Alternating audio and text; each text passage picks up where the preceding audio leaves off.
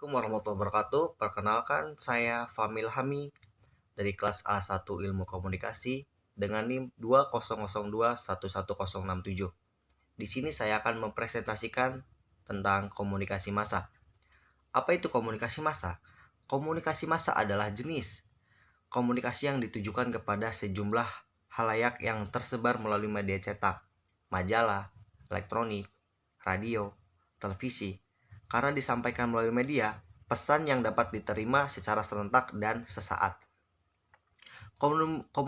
Komunikasi massa adalah proses produksi pesan secara massal dan disampaikan kepada penerima yang luas, anonim, dan heterogen. Di sini juga saya akan menjelaskan tentang efek kehadiran. Efek kehadiran itu sendiri terbagi menjadi 5. Yang pertama ada efek ekonomi, yang kedua itu ada efek sosial, yang ketiga ada penjadwalan kegiatan, yang keempat ada efek kenyamanan perasaan, yang kelima ada efek penumbuhan perasaan tertentu. Untuk yang pertama itu ada efek ekonomis. Efek ekonomis tidak menarik perhatian untuk para psikolog.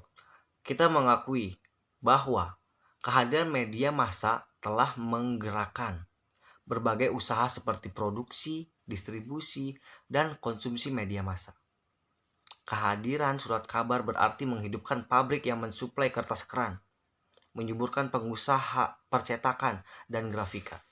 Sekarang yang kedua. Yang kedua itu ada efek sosial. Efek sosial berkenaan dengan perubahan pada struktur atau interaksi sosial akibat kehadiran media massa. Sudah diketahui bahwa kehadiran televisi meningkatkan status sosial pemiliknya. Ya, kita masuk yang ketiga. Ya, ketiga adalah efek pada penjadwalan kegiatan. Yang menarik dari kelima hal dalam efek media massa, yakni pada efek penjadwalan kegiatan. Menurut penelitian Rusdi Muhtar dalam penelitian tentang efek televisi pada masyarakat di desa Sulawesi Utara menyatakan bahwa sebelum ada televisi, orang-orang di sana tidur lebih awal, seperti jam 8, jam 9. Dan mereka bangun pun lebih awal, lebih pagi, karena mereka harus bekerja dan anak-anak pun harus sekolah karena tempat kerja dan tempat sekolah mereka jauh dari desa. Dan setelah ada televisi, yang terjadi itu orang tua, anak maupun anak-anak sering menonton televisi hingga larut malam.